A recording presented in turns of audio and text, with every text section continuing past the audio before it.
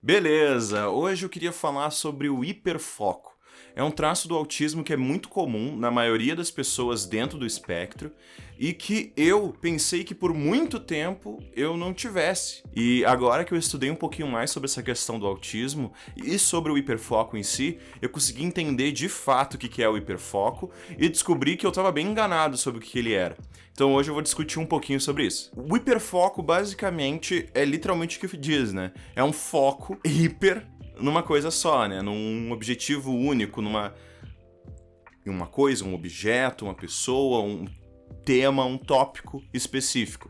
Existem muitos autistas que têm coisas específicas e se fixam nesse tópico único, né? Como carros, caminhões, pessoas, um famoso, um videogame, um desenho, coisa do gênero. Porém, dependendo da forma, esse hiperfoco pode mudar e ser visto de outra maneira. Em vez de ser uma coisa específica, o hiperfoco pode ser um tempo prolongado em cima de um tópico, né? Eu, por exemplo, é assim que se demonstra o hiperfoco em mim. Eu basicamente gosto de muitas coisas e eu acabo focando naquilo por muito tempo e trocando, né? Por exemplo, o que aconteceu nos meus últimos vídeos, eu gravei um mês inteiro seguido, todos os dias, tranquilamente, porque eu tava hiper focado nisso. E aí, quando deu uma leve troca de interesse, eu já perdi toda a agenda de vídeos do canal. Então, isso é uma coisa que é bem complicada, porque é muito legal pra mim, porque eu consigo chegar em assuntos específicos e entender muito bem sobre algumas coisas e acabo gerando especialidades, basicamente, né? Hoje em dia, como meus hiperfocos seriam a arte e tudo dentro desse espectro de arte, como música, pintura, o teatro, atuar e tudo mais, dirigir, fotografia, todas as coisas, edição de som, edição de imagem, tudo isso é algo que eu gosto muito e é uma das partes do meu hiperfoco. Mas também existe outras coisas, né? E dentro da arte tem coisas mais específicas ainda. Mas como o meu hiperfoco ele não é para sempre, eu basicamente tenho uma certa... Eu tô fazendo um negócio e aí eu troco para outra coisa e eu fico muito tempo dentro daquilo. O padrão do ser humano, em teoria, é saber dividir as coisas e fazer um pouco cada coisa e saber ter horários para esse tipo de coisa. Esse traço do autismo impede, mais ou menos, que eu tenha esse controle dessa divisão. De, beleza, vou parar de fazer isso agora e amanhã eu volto para fazer um pouco mais. Não, eu vou fazer aquilo lá até eu me cansar e não aguentar mais fazer.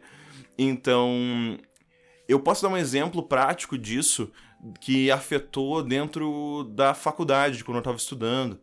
Que eu fiz faculdade de artes visuais e na cadeira de pintura tinha um momento que eu tinha que pintar com tinta a óleo. Explicando basicamente para quem não entende muito de tinta e arte em geral, eu normalmente pinto com tinta acrílica, que é a base da água, ela seca muito rápido, em minutos ela tá pronta e tu consegue fazer obras rapidamente. Porém, normalmente a tinta acrílica acaba sendo vista como algo mais amador, porque a textura que ela vai deixando no canvas, né, e os pigmentos em geral apresentam algo meio amador se você não saber como lidar muito bem com ela. E tinta a óleo demora muito tempo para secar, dias a fio, e tem uma finalização muito mais profissional, entre muitas aspas, né? E aí eu fui aprender essa questão do óleo, e eu vim acostumado de fazer pinturas que, tipo, beleza, eu tô com essa vontade de fazer essa pintura, eu vou terminar ela agora. Começar e terminar, em 10 minutos tá pronto alguma coisa. Isso era algo que eu sempre fiz, é o que eu mais trabalhei em cima.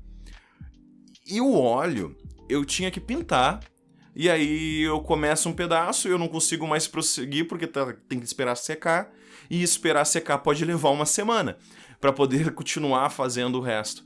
E então tu tem que pintar por etapas. E eu simplesmente não conseguia.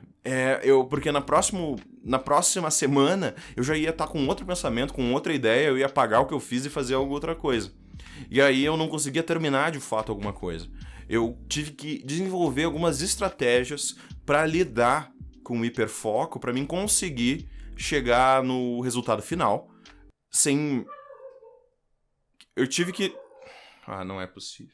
Eu tive que criar algumas estratégias, né, que me possibilitassem chegar no final dessa obra, terminar esse quadro, né, esse projeto na faculdade, sem ter que perder o interesse ou que o hiperfoco me impedisse de alguma forma. A estratégia que eu criei foi basicamente separar em etapas e fazer uma pintura de algo que eu não tinha interesse. Algo que eu soubesse ali pintar, pelo básico, e não tivesse muito... que não fosse um dos meus hiperfocos. Eu gosto muito de pintar retratos e as texturas de rosto e coisa e tal, é algo que me interessa muito, eu normalmente faço isso. Porém, então, beleza, qual que é o oposto disso? Em vez de pintar uma pessoa, eu vou pintar um animal. Eu gosto de pintar alguns animais, só que eu normalmente gosto de pintar e desenhar criaturas fantásticas, tipo de algo que não existe, né? Criação de animais monstruosos ou coisa do gênero. Então beleza, vou pintar um cavalo. Algo simples, prático, que eu não tenho muito interesse e que eu creio que seria mais fácil de fazer. Então beleza, eu peguei esse não interesse e eu dividi ele em várias etapas e... hoje tá difícil, né? Cachorro latindo, carro passando, avião passando. Meu Deus, que hora massa pra gravar, hein? Mas onde é que eu tava? Eu já me perdi já. Mas eu cheguei no final do projeto porque eu consegui dividir ele em etapas porque eu não tinha muito interesse em cima dele. Então eu não tinha o problema em trocar aquilo. Eu podia focar no meu hiperfoco em outros momentos e fazer aquilo que eu não tinha interesse de uma forma técnica e prática. E essas formas técnicas, práticas, mecânicas de estar fazendo a mesma coisa por muito tempo e tudo mais é algo que eu gosto. Então funcionava. Então essa técnica eu consegui terminar o meu projeto de arte em cima disso, utilizando o meu hiperfoco e utilizando algo que basicamente eu gostava, que era fazer algo técnico e prático, porém não em cima de uma imagem que eu tinha interesse. E esse tipo de ideia meio que se transpôs pro meu trabalho, consegui fazer coisas que... consegui separar em etapas e ter essa divisão de esse não é meu hiperfoco, esse não é meu interesse dentro da minha vida, esse não é algo que eu gosto de fazer por muito tempo. Então eu conseguia basicamente dividir os projetos em etapas, porque normalmente tem trabalho, tu tem que esperar, tu tem que ter momentos específicos para fazer coisas específicas, e então essas estratégias para lidar com o hiperfoco eram meio que obrigatórias, né? Porém, quando tu vai trabalhar em alguma coisa que tu gosta, por exemplo, eu trabalhei em algo que eu gostava muito de fazer, e então isso acabou misturando com o meu hiperfoco e se tornando o meu hiperfoco. E se tu tá trabalhando em cima de algo que tu gosta muito, tem que fazer aquilo todos os dias e por muito tempo, tu acaba ficando cansado de fazer aquilo sem saber que tu tá cansado, porque tu tem que fazer aquilo, e tu não pode parar de fazer aquilo, porque se tu se doa demais dentro de um trabalho e tu começa a fazer menos, não fazendo menos do que o necessário, fazendo o necessário ali e tudo mais, porém fazendo menos do que tu estipulou desde o começo, tu começa a se cobrar demais. E as pessoas ao redor também, porque tu botou uma barra muito alta. Então o hiperfoco atrapalha muito dentro do trabalho.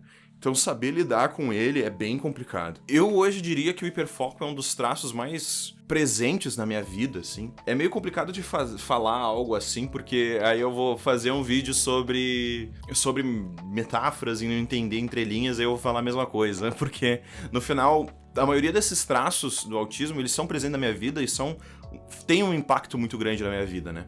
Por mais que eu não aparenta fisicamente nada, né? E a única diferença entre eu e uma pessoa com autismo com graus de suporte um pouco mais elevados é que eu tenho um discernimento de fala muito bom e eu tenho um entendimento melhor de sociabilidade. Eu consigo entender um pouquinho mais como funciona as entrelinhas da sociedade, né? Que normalmente não é muito comum. Eu consigo porque eu aprendi desde muito cedo, eu tive que estudar muito bem estudar de fato isso, né? Então acaba gerando que com tratamento e com treinamento tu acaba aprendendo. Mas todos esses outros traços do autismo, eles são extremamente presentes na minha vida e hoje em dia eu consigo ver que eles são eu, né, basicamente. Então é muito interessante falar um pouco sobre essa questão, porque eu vou estar falando um pouco sobre mim e falando um pouco sobre esses traços, que é muito importante para várias pessoas que talvez não saibam que tenham eles, né? E não entendam, estejam tentando se entender e acabam caindo num vídeo como esse, numa explicação dessas. Então é muito importante essa divulgação divulgação desses traços, né, específicos do autismo. Mas por hoje é isso. Eu pretendo ainda voltar e falar várias vezes sobre traços diferentes e voltar a falar sobre outros traços. Hiperfoco, por exemplo, ainda tem muita coisa que eu poderia falar sobre e tem muitas perguntas também que eu posso responder. Então, se tiver alguma pergunta sobre algum traço do autismo, sobre o hiperfoco em si, sobre algo que eu disse hoje que não ficou bem claro, por favor, comentem aí pra gente conseguir continuar essa conversa e eu conseguir, né, responder todo mundo e a gente chegar em algumas conclusões aí importantes. Se gostou do vídeo, se inscreve no canal, deixa um like e comenta aí, que é muito importante para divulgação. Divulgar esse tipo de conteúdo é muito importante, não só porque seria bom para mim, mas não só porque seria muito bom para mim, né, como criando esse tipo de conteúdo, mas seria muito bom pro tema do autismo em si, porque eu não vejo muito essa divulgação sendo feita. Então, se vocês tiverem interesse em espalhar esse tipo de conhecimento, né, e quebrar um pouco a desinformação do autismo, por favor, compartilhe. E é isso. Por hoje é isso. Meu nome é Otávio. E tchau, tchau. E até a próxima.